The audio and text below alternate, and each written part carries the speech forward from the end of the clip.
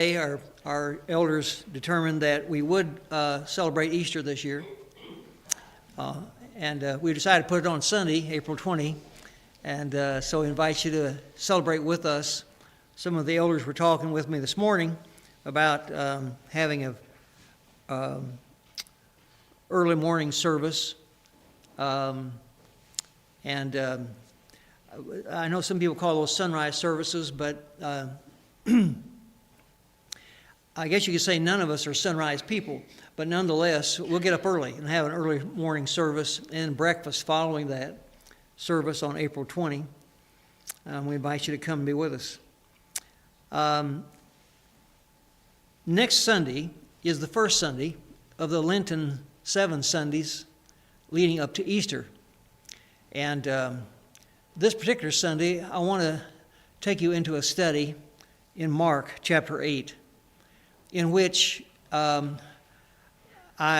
feel I need to cover this passage before we get to the Lenten season because it is so instrumental in what is coming. What will be coming in Jerusalem at Jesus' crucifixion and then resurrection. And what that has meant, of course, in the life of the church is, it literally is the life of the church. So in taking you to the Gospel of Mark in chapter 8, Mark is one of those action-packed chapters in which Jesus starts the chapter in Mark by sharing a little bit of bread and fish with a multitude of 4,000 folks. And finally, he gets down to the place where we're starting right now in Mark 8 and verse 27.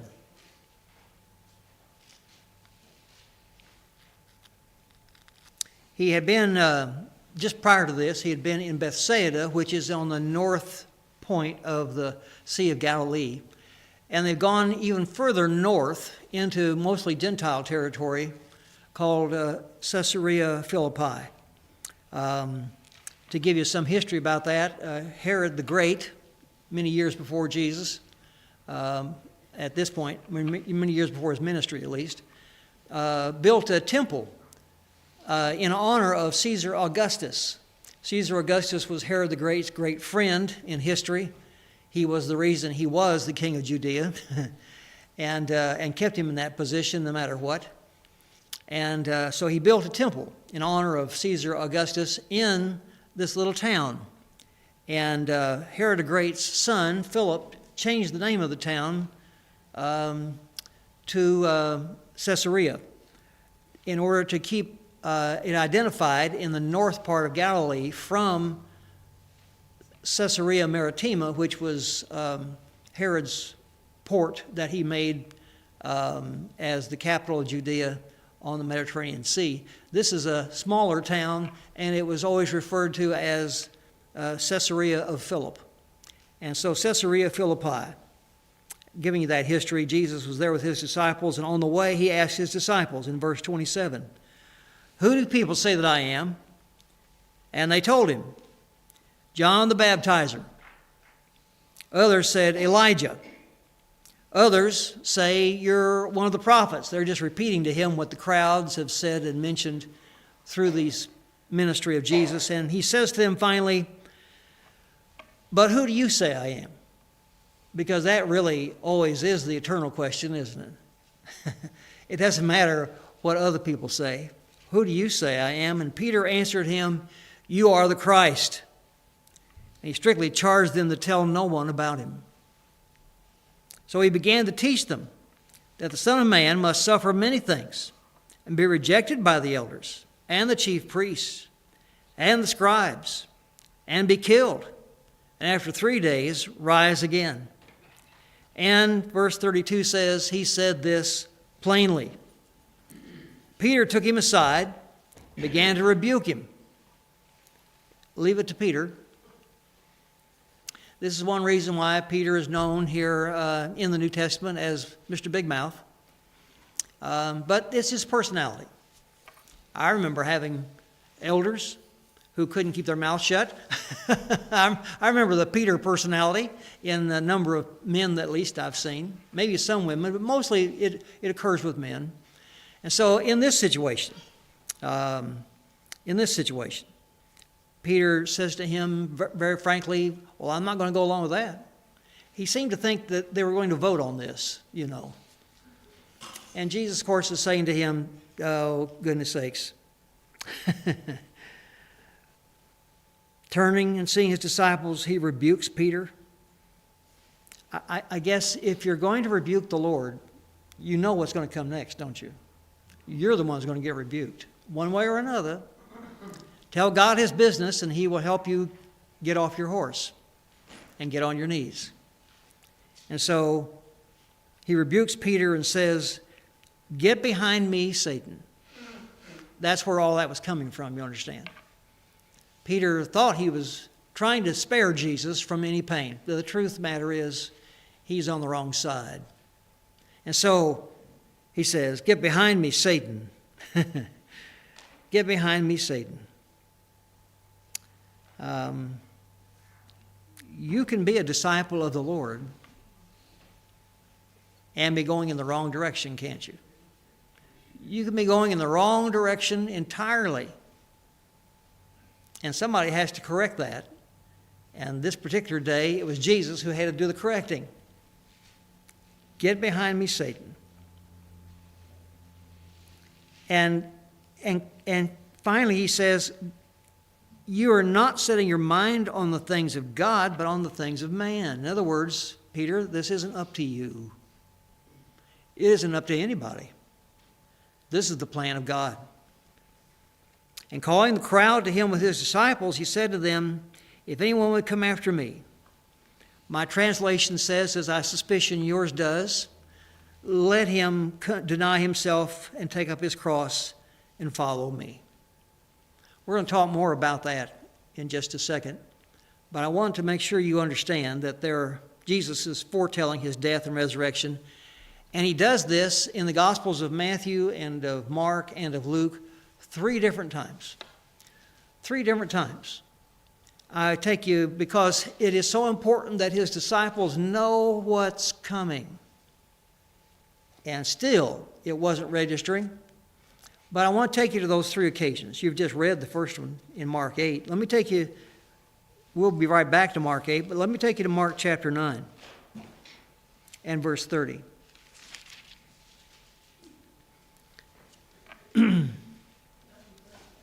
Mark chapter 9.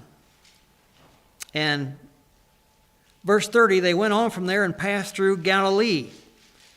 He did not want anyone to know, but he was teaching his disciples, saying to them, the Son of Man is going to be delivered into the hands of men, and they will kill him. And when he is killed, after 3 days, he will rise. But they did not understand the saying, and were afraid to ask him. Mark 10, 3rd time, Mark 10, verse 32.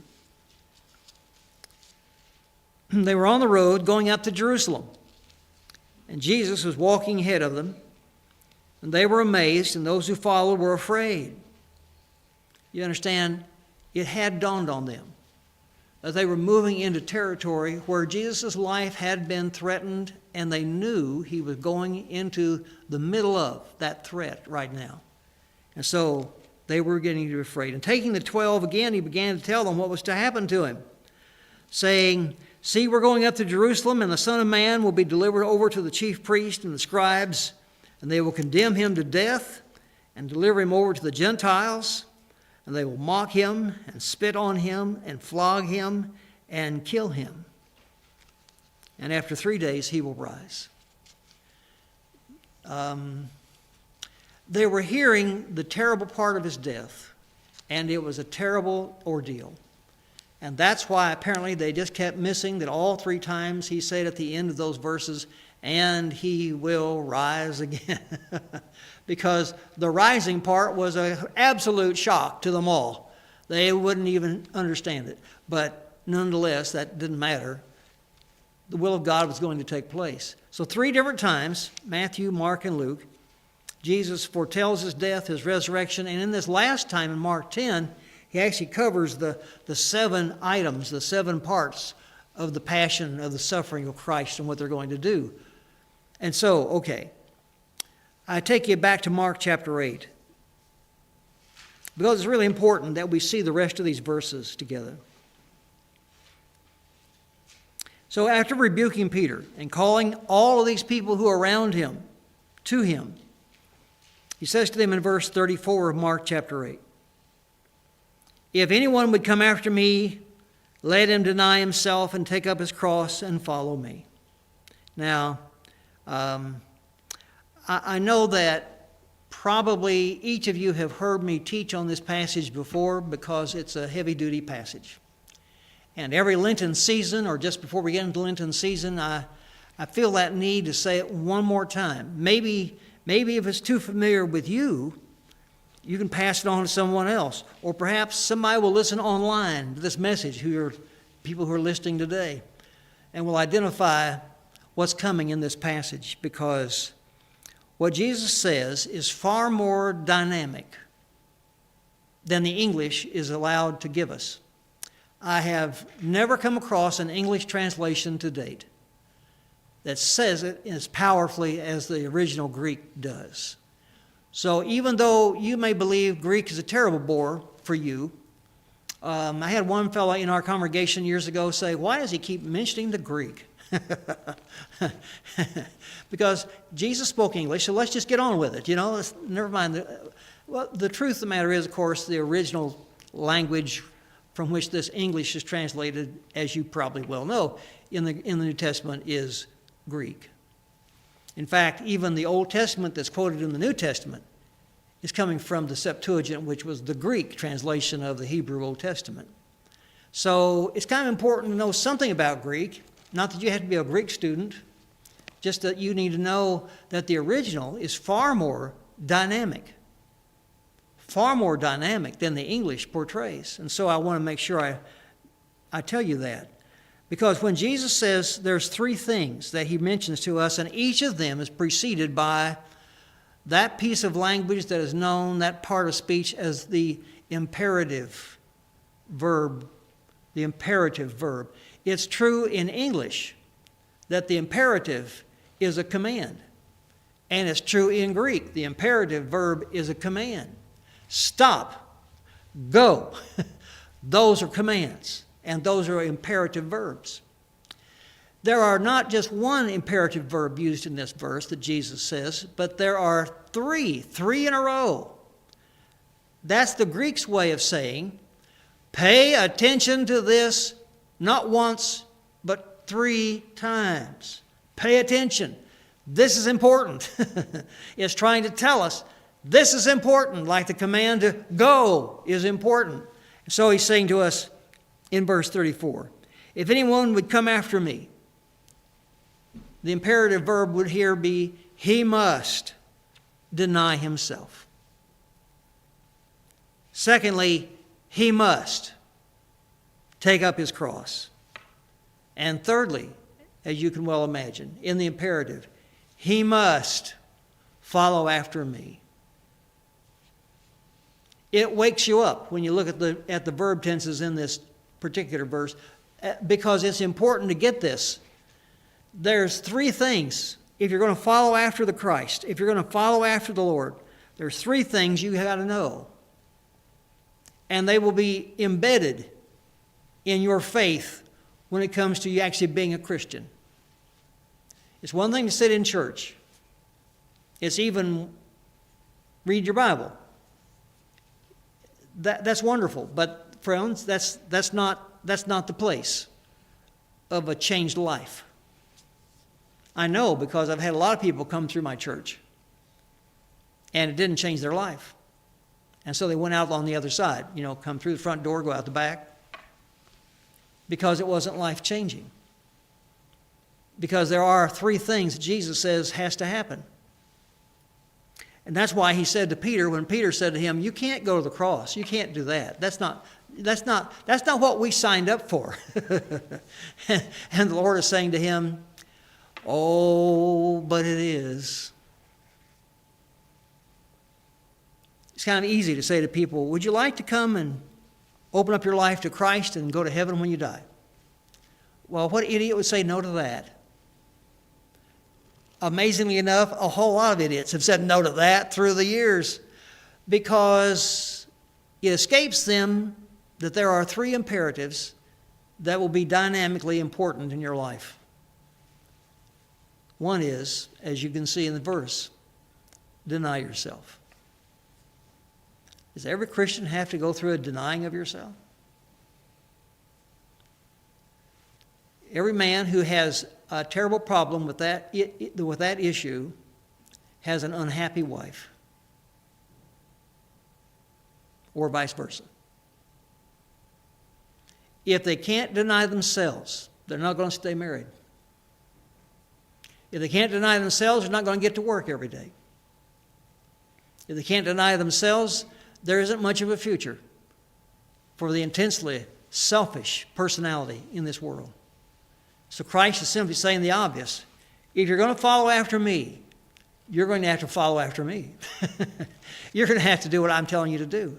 You're going to have to come to a place where you are no longer in charge, but you let me be in charge. That's what Christ is saying. A man, a woman must deny themselves. And the second admonition, of course, is then take up your cross. Well, now we're getting serious. It might be one thing to skip lunch. It's a whole other thing to take up your cross. I thought Christ's cross was going to be sufficient for my sins. Well, it is. It is. You're not going to be paying for your sins. You're simply disciplining yourself to live for Christ in this life. Because listen, it is so important that we get this, that we realize that what we do in this life for the Lord's sake has eternal meaning, has eternal purposes.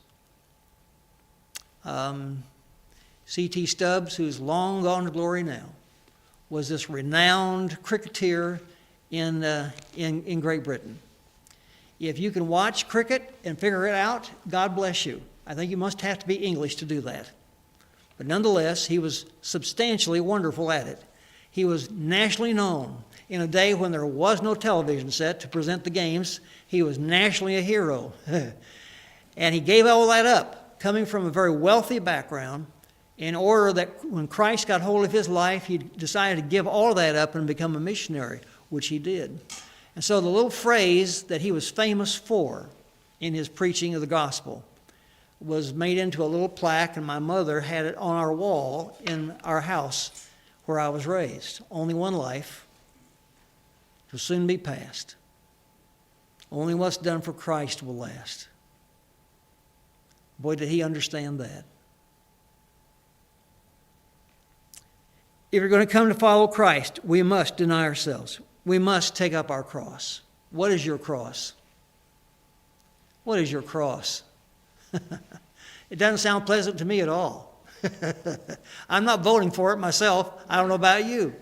But I do know this. There is one, and you have to figure out what it is, and you have to deal with it. I think for some people it may be you can no longer be a womanizer. For other people it may be you can no longer be an angry, issuing little idiot in your lifetime.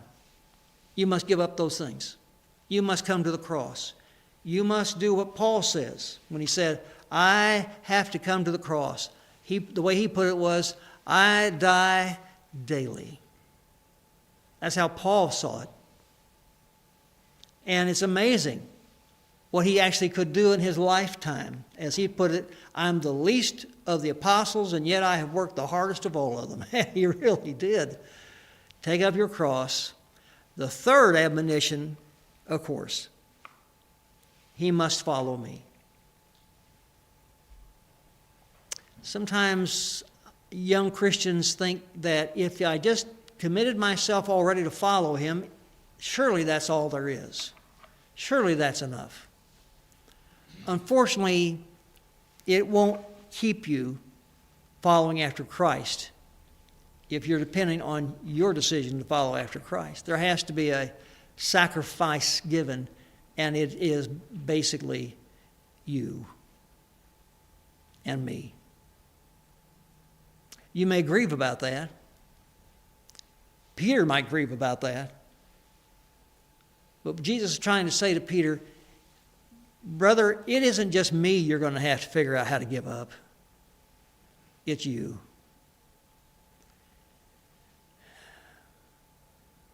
Third century church historian reports for us, the New Testament does not, but our church historians of the 3rd century report that Peter, who became the bishop of the Church of Rome, no, not the Pope, but he became a bishop of the Church of Rome in a very hard time to be a leadership in the church. Persecution abounded. And when it came the time for Peter to die, Paul had already probably been executed by the emperor. And when it came Peter's time, as a prominent Christian leader in the city, he requested, because Paul could not be crucified because he was a Roman citizen, so therefore so the church historians tell us, he was executed by chopping his head off. Peter, however, was not a Roman citizen, and so therefore crucifixion was the choice of the emperor for criminals of his day. And Peter was against the throne of the Caesar, and so therefore he was a criminal. That's how Caesar saw it. And so Peter requested, since crucifixion was coming, that would they please crucify him upside down so that he would not be crucified like Christ was crucified. He was not worthy. And they followed his wishes. And even worse than that, friends, his wife was crucified in the very same way. And they had to listen to each other in their pain, in their agony, until finally death mercifully came. There is a pillar standing at the Vatican out on the courtyard. Used to have a Caesar on top of it. That's been removed. But that pillar is called Peter's pillar. And it stands there because it had been down the hill. You know, there's 7 hills in Rome, and one of those hills is always the Vatican. So the name of the Vatican in Rome is not necessarily a Christian name, it's just the name of the ancient hill that's sitting there in Rome. And so that pillar had been in the Roman Circus Maximus down the hill, where Peter had been crucified. And that's why the early church eventually moved that pillar from the Circus Maximus to that place at the Vatican. And that's why it's called Peter's pillar. It was the place of where he was crucified. Now, the records show so many Christians who have been martyred through the years. Peter and his wife, only 2, and Paul, only a few of the very, very many who were killed and persecuted and martyred. I want to talk to you a minute about somebody else, however, who's something of a modern-day martyr, at least in my lifetime. But before I do that, I want to take you to Mark chapter 8, where Jesus has said to them, if anyone would follow me, he must deny himself. He must take up his cross. He must follow after me. Would you start with me in verse 35 of Mark chapter 8? For whoever would save his life will lose it. And whoever loses his life for my sake and the gospel's will save it. For what does it profit a man to gain the whole world and forfeit his soul? Boy, that's a message that America would like to, surely needs to hear at this time. Verse 37, for what can a man give in return for his soul? For whoever is ashamed of me and of my words in this adulterous and sinful generation, of him will the Son of Man also be ashamed when he comes in the glory of his Father with the holy angels. I'm reminded when I read these words, whoever would save his life will lose it. Whoever loses life for my sake and the gospel's will save it. I'm always reminded when I read those words of a young missionary named Jim Elliot, who went with his wife, Betty, or now known as Elizabeth Elliot, quite a prominent author.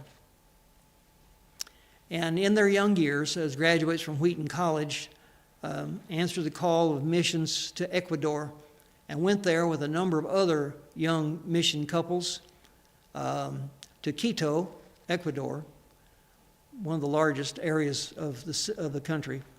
And their plan was to go to the jungles and reach a tribe that had not yet been reached for Christ's sake. In those days, they were called the Auca tribe. They have a different name now, but I can't pronounce that name, so I'm going with Auca.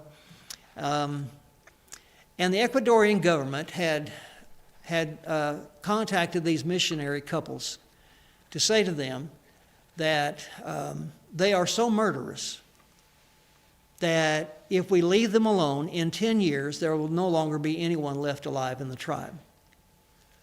And they're so dangerous, people cannot go through that jungle. And so, therefore, we're wondering if you might consider contacting this murderous tribe. And so these 5 men, along with the thinking of their wives and children, decided, yes, we're going to go. We're going to make that effort.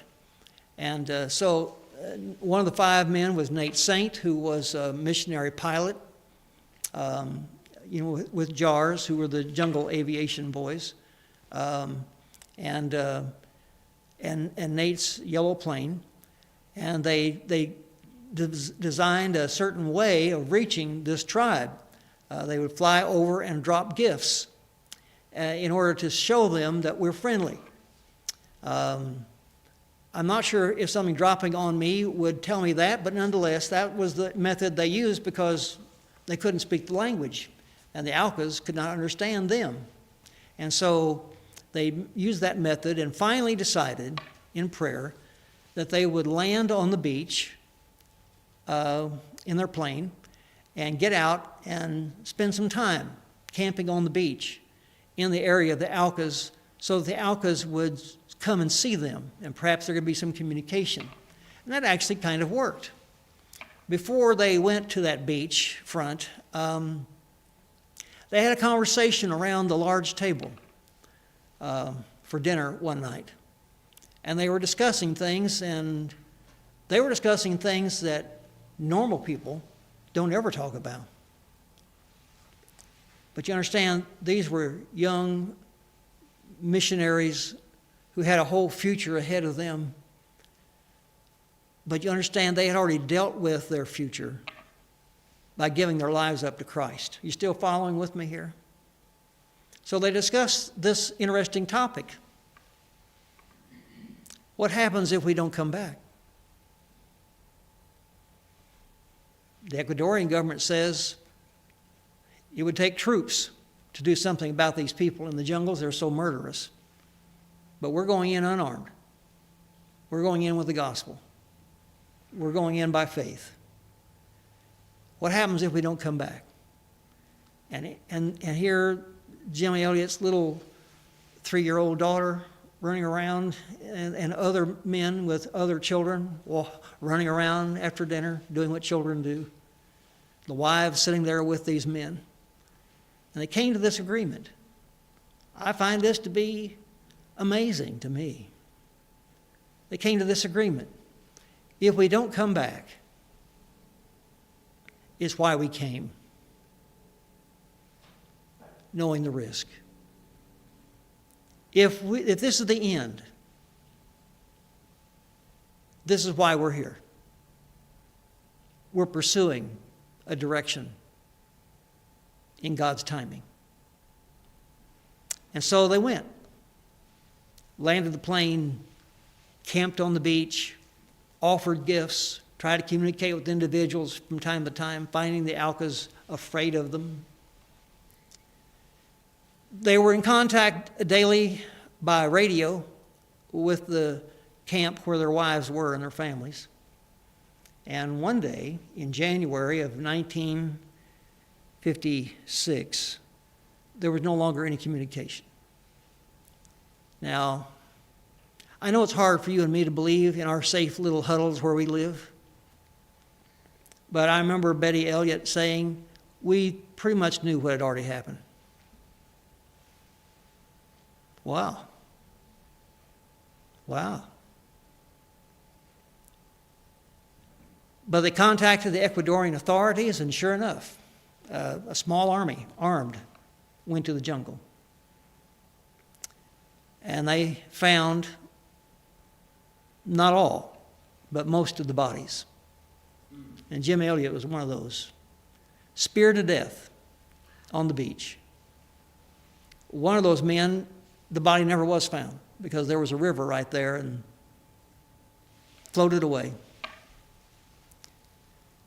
Well, you may be saying, well, what a waste of life. Wasn't how they saw it. If you're interested in that story, by the way, Elizabeth Elliot's famous for having written a book called Under the Shadow of His Wings. It's a quote from Psalm 91. He will keep you under the shelter, under the shadow of His wings. And so, Jim Elliot, as he was raising funds to go as a missionary to Ecuador, to his martyrdom, read for people Mark 8, whoever would save his life will lose it. Whoever loses his life for my sake and the gospel's will save it. For what does it profit a man to gain the whole world and forfeit his soul? What can a man give in return for his soul? And his words were this: wise is the man who gives up what he cannot keep to gain what he cannot lose. Are you following? Wise is the man who gives up what he cannot keep to gain what he cannot lose. His life was in God's hands. Very dynamic people, full of faith, came to early martyrdom in their lives. How do we get to this place then, friends? I don't mean die as a martyr in Ecuador. I mean not even become a missionary. I don't even mean become a minister of the gospel. If I had my way about it, I wouldn't be in the ministry. Oh, you say, well, that's terrible. You should be just so joyous. Yeah, well, you try living that for a while. You know, the hardest thing that anybody has to deal with is dealing with people. And, there was a time in my life when I said, I'm going to get out of this, and I'm going to go become I'll become an insurance man. People don't talk to their insurance man like they do ministers. I'll just do that. And I did for 2 years. I'd love to tell you what a lovely time I had, but the truth matter is, people talk bad to their insurance people just like they do everybody else. Yeah. Well, the issue is this, isn't it? If you're in whatever it is that you're called to so that people will like you, boy, have you got an issue. If what you're ever doing is because you think people will love you for it, I'm sorry, it never works that way. Your commitment cannot be, I'm here to make people happy. I'm here to make sure people love me. I'm here to make sure that people know how charming I am, or wonderful, or good looking, or worthy of great power and great money. Yeah. The truth of the matter is, the only commitment that you can actually afford to have in your life or mine is to Jesus Christ. He's the only one who knows what the rewards shall be. One of these days, you and I are going to get a conversation when we get to glory with people like Jim Elliot. We're going to actually get to look with our very own eyes on somebody who paid the price to do the will of God in their personal life. That isn't, by the way, that isn't the end of the story, because 2 years later, in 1958, Betty Elliott took her 4-year-old little daughter into the jungles to deal with the Alca Indians. She, and my understanding is, Nate Saint, who was the pilot who died, his sister Rachel, went in to try to translate the language, to figure out the language so they could actually share Christ with these people as individuals. And you might think, what a terrible decision. You just lost your husband.